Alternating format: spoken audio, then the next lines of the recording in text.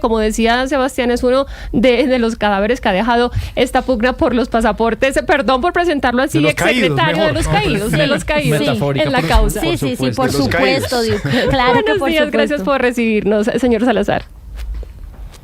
Muchas gracias, muy buenos días, aquí estoy a su disposición. Mira, hace pocos días también hablábamos con usted y me acuerdo que le preguntaba a Camila si estaba siendo muy alarmista, si pensábamos que íbamos a tener un desorden en los pasaportes, que nos íbamos a quedar sin pasaportes, y usted decía, no está siendo alarmista. Yo tenía mis dudas, pero ahora con esto usted ratifica esa visión. Podemos tener un desorden en en el tema de pasaportes, en la expedición y demás, con todo lo que está sucediendo ahora en la Cancillería, en la jefatura del despacho presidencial, en el Ministerio del Interior.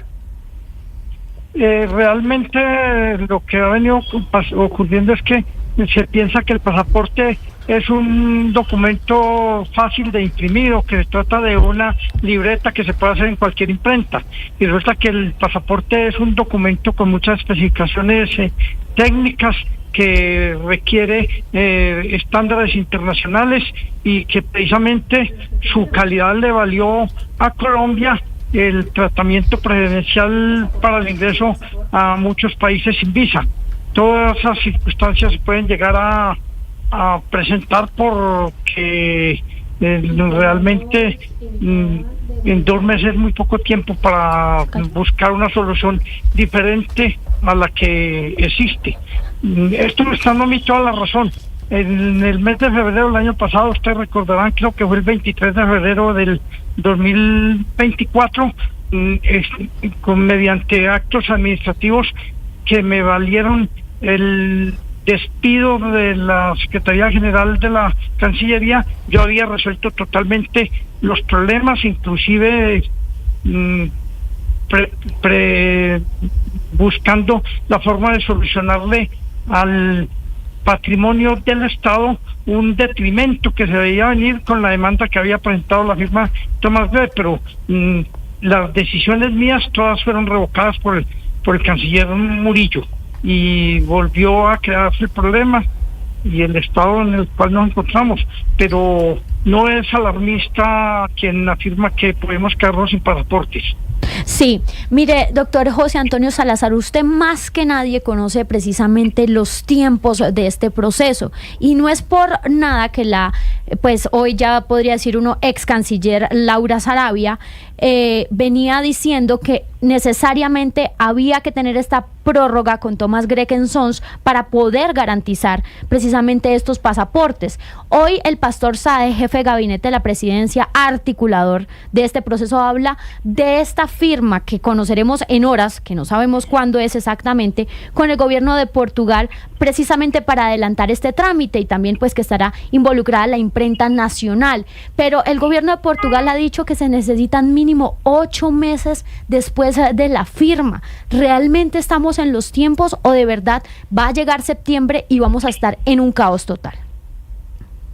En la licitación que se adelantó y que fue declarada desierta por el canciller Álvaro Leiva, se concedía un término de 4 meses a la firma que fuera habilitada para la celebración del contrato. 4 meses a partir de su firma para poder empezar la ejecución, y siempre se discutió que 4 meses eran insuficientes. Esa era precisamente la objeción principal que le hacían a la licitación pública que se adelantó, que debían concederse 6 meses como mínimo y no 4, pero como la licitación estaba teniendo todas esas dificultades, los tiempos se fueron acortando y quedó finalmente con ese término que nunca fue considerado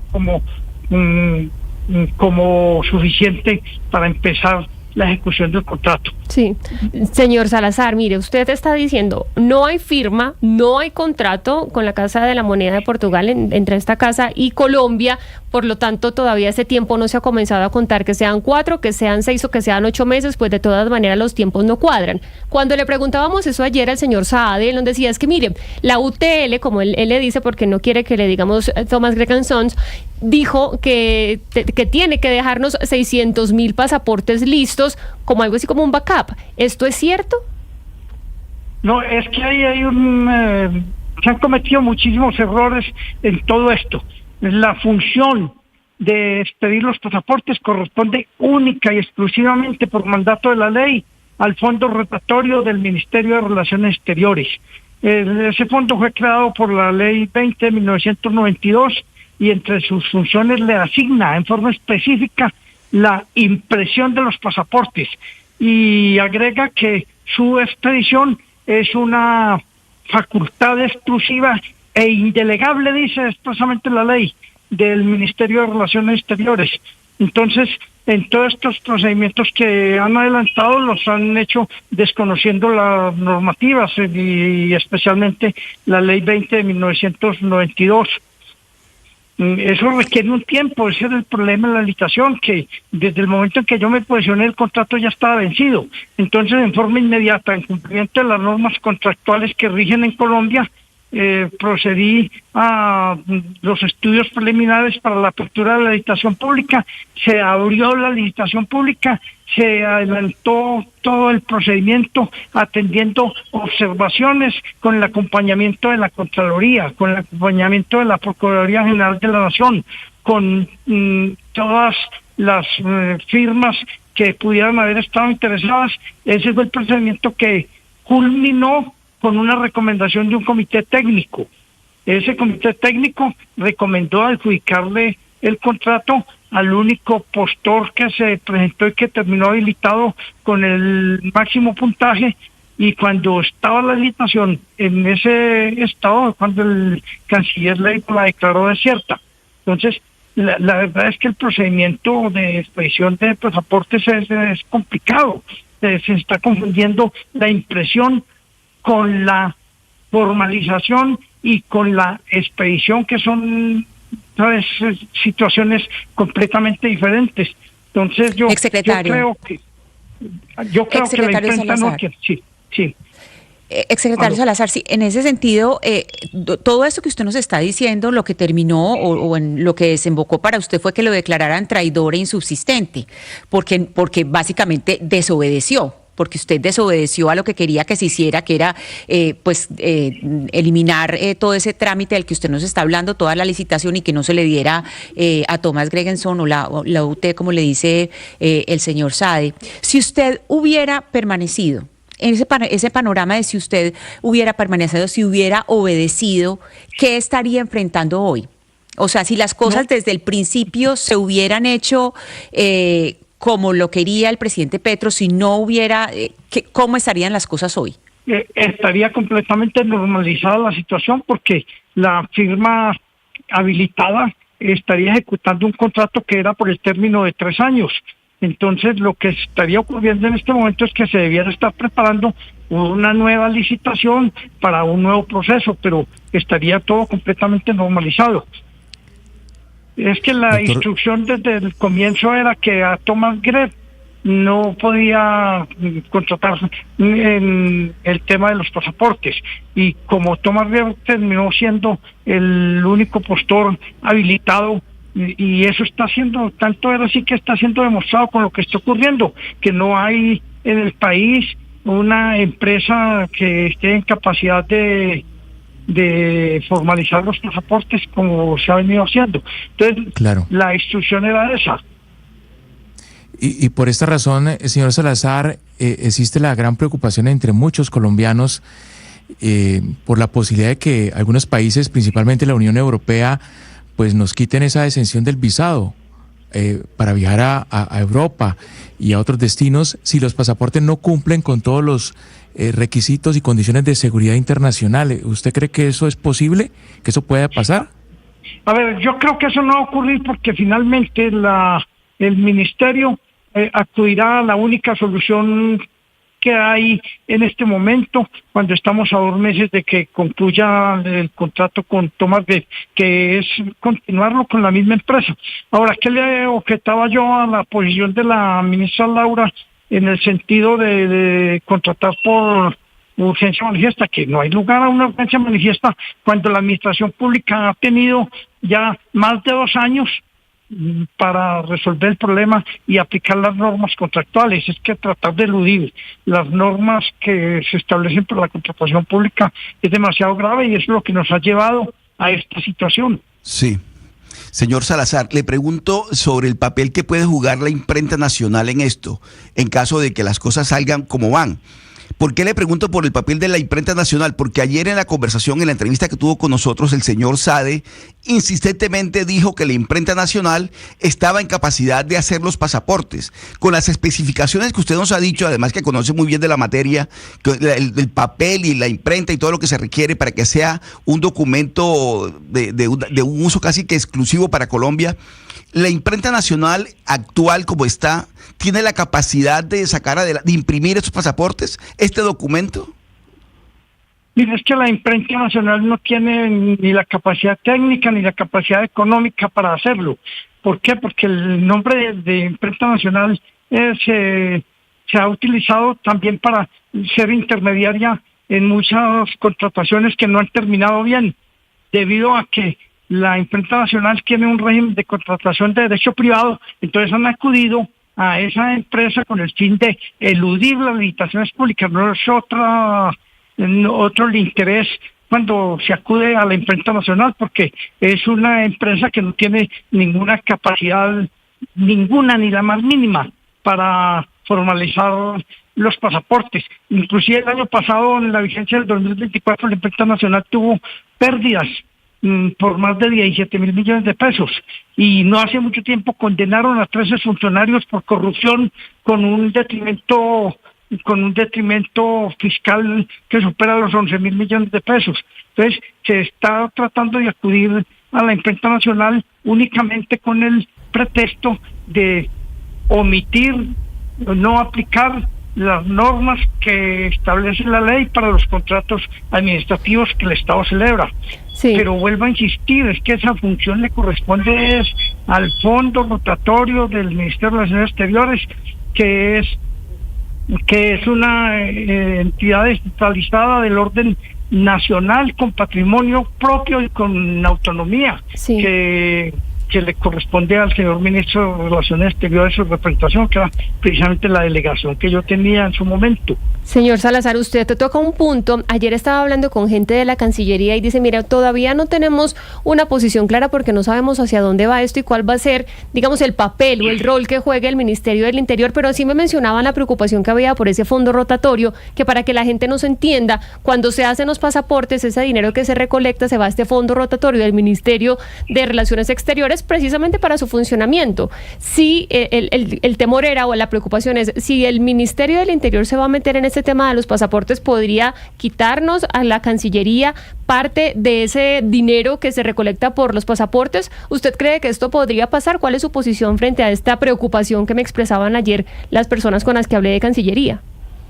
No, es que esa es una función propia del fondo rotatorio del Ministerio, y cualquier procedimiento que se haga por fuera del fondo rotatorio pues viola abiertamente la ley. Exsecretario Salazar, hay quienes consideran que todo este problema se ha generado es por la intención de cambiar pues la compañía que hace esto, pues, o la empresa que hace esto, para obtener datos de los ciudadanos con fines electorales. ¿Usted cree que eso tiene sentido? ¿Tiene sentido pensar que todo está fundado en la intención de obtener datos de los ciudadanos con fines electorales? No, eso no tiene ningún sentido, porque resulta que la información pues ya reposa en distintos archivos, en la registraduría, en distintos organismos. Entonces yo no creo. Aquí todo esto se presenta y ocurre es por la obstinación del señor presidente de desconocer la capacidad técnica de una empresa que ha cumplido con el contrato desde muchos años sin que existan más en el país. Afirmación esta última que está siendo corroborada con lo que ocurre. No han podido resolverlo porque no hay otra empresa nacional que pueda cumplirle al Ministerio de Relaciones Exteriores. Pero, exsecretario, sí. Exsecretario, ¿usted cree que ese digamos, ese veto, por llamarlo de alguna manera, ese veto a Thomas Gregan Sons tiene que ver con un rechazo a la empresa privada, que lo haga una empresa privada? Es decir, ¿es el capricho de tiene que ser una entidad pública como la Imprenta Nacional la que lo haga y de ninguna manera una empresa privada? No, el capricho es directa y concretamente contra la empresa Thomas D, porque así lo ha expresado en muchas oportunidades, señor presidente. Entonces esa era la situación que se presentaba ahí, que se hace una licitación.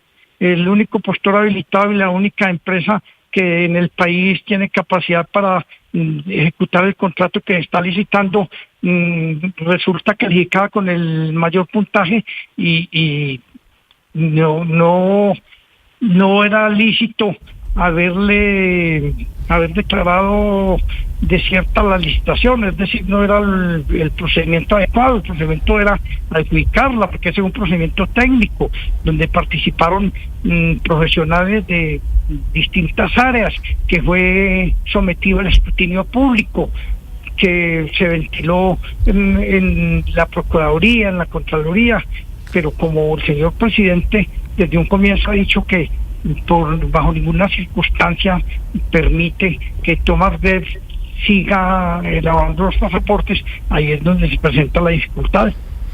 Bueno, pues José Antonio Salazar, exsecretario general de la Cancillería, gracias por estar aquí con nosotros. Como lo decía al principio, pues usted fue una de las víctimas de este proceso, esta novela que ya lleva 2 años y que sigue dejando víctimas o personas caídas en medio de este proceso. La última o la más reciente, la canciller Laura Sarabia. Gracias por estar con nosotros. Feliz día para usted. Bueno, con mucho gusto y siempre estaré atento a las informaciones, a las explicaciones que sean requeridas. Jennifer, pues muy grave toda esta situación y enhorabuena, o sea, nosotros sí esperamos que el país vaya por buen rumbo y que se solucione esto, porque a la final son los colombianos en la mitad de toda esta situación con un documento que es vital, como lo es el pasaporte, ¿no?, para un ciudadano. Sin embargo, entre estas situaciones que nos preocupan, una de esas, yo insisto en la solicitud ayer del pastor Sade de la investigación a la UIAF, y es que recordemos que es la UIAF, la Unidad de Información y Análisis Financiero, que recopila, analiza y difunde información financiera para prevenir y detectar delitos. Pedía el pastor Sade en la entrevista que le hicimos investigar, por ejemplo, a Thomas Gregg & Sons y a estas empresas privadas, pero se pregunta uno, ¿tiene la facultad el pastor Sade de ordenar? Es que no puede él pedir a la UIAF a quién investigar, eso solo lo puede decidir un juez, eso solo es potestad de la Fiscalía, Jennifer. Sí, muy, muy grave lo que está sucediendo, Lina. Yo sí, como decíamos ayer, hay que creerle al pastor Saade, al señor Saade. Él dice, yo me comprometo a que no nos vamos a quedar sin pasaportes. Obviamente muchos de los datos que dio, como lo de los 600,000 que nos dice el señor Salazar, no es tan así.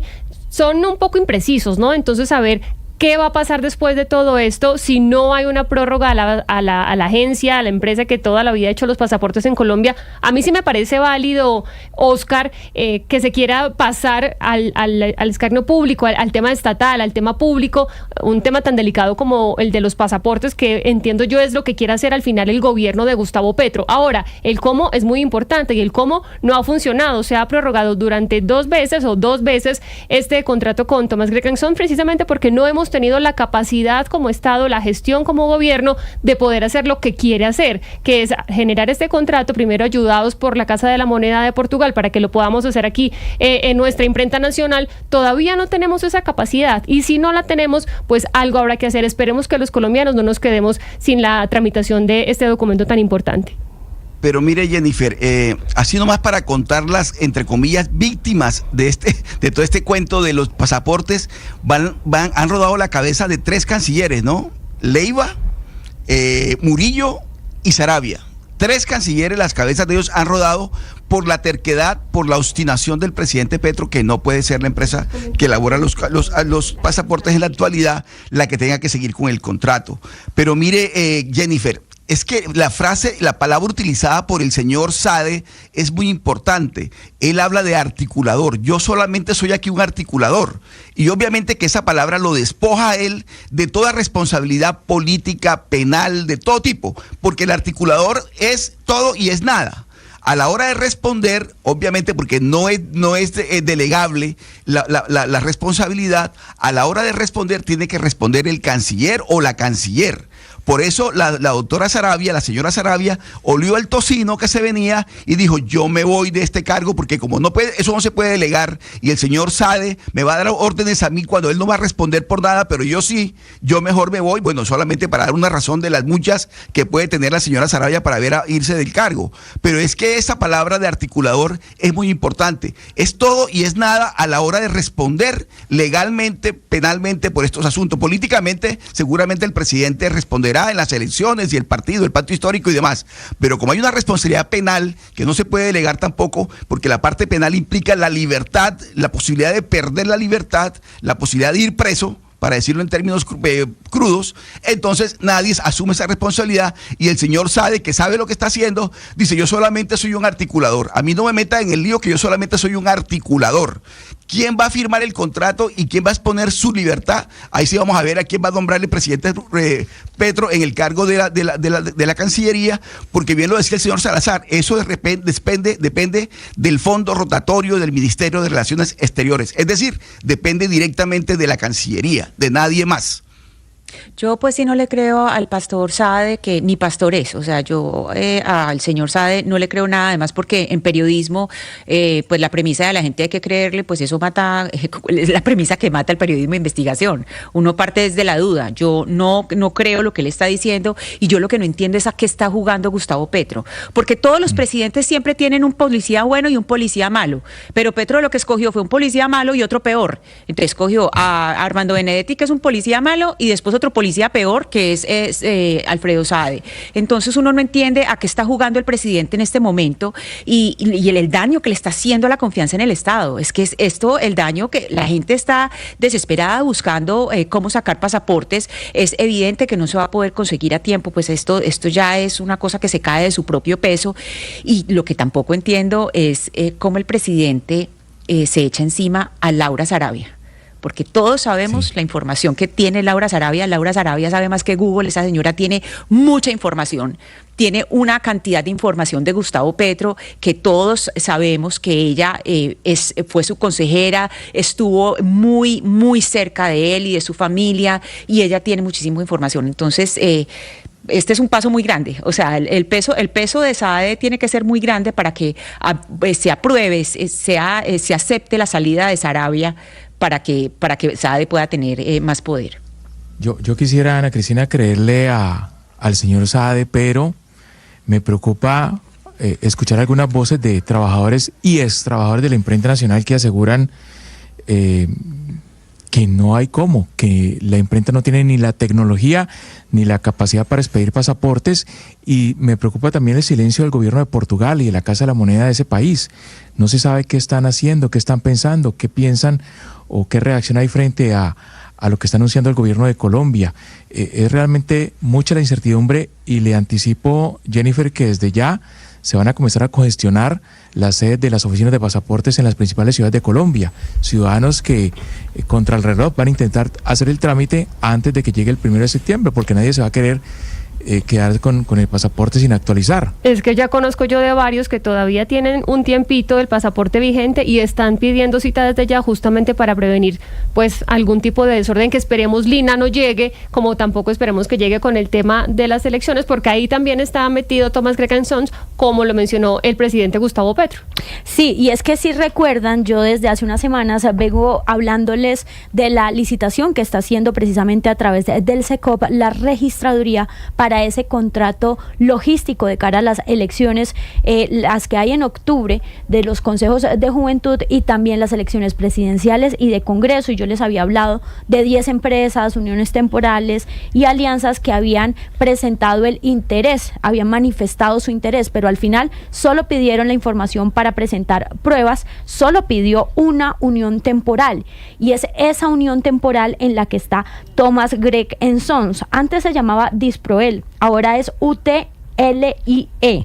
Ahí está Thomas Gregg & Sons en esta unión temporal. Y es que recordemos que desde el año 2011, es decir, ya casi 25 años, Thomas Gregg & Sons, a través de uniones temporales, se ha ganado los contratos de logística electoral en Colombia. Y en este año es la única unión temporal que está ahí, que pidió hacer las pruebas y que está en ese proceso, entonces, esa fase final para este contrato de las elecciones que se avecinan, como les comenté, Consejos de Juventud 2025, Congreso y presidenciales en 2026.